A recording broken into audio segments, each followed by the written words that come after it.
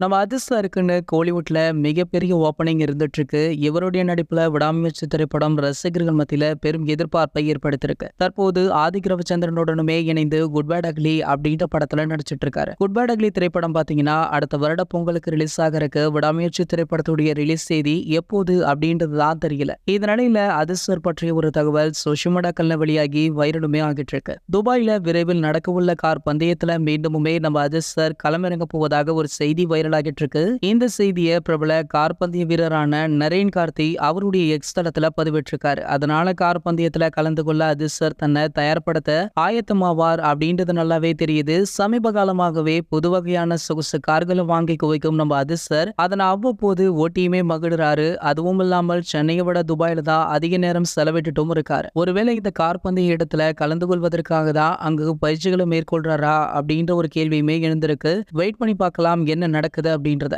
இது போன்ற சினிமா செய்திகளை பத்தி நீங்க உடனே தெரிஞ்சுக்க நம்மளுடைய தமிழ் நியூஸ் எக்ஸ்பிரஸ் அப்படின்ற நம்ம சேனலை சப்ஸ்கிரைப் பண்ணிக்கோங்க.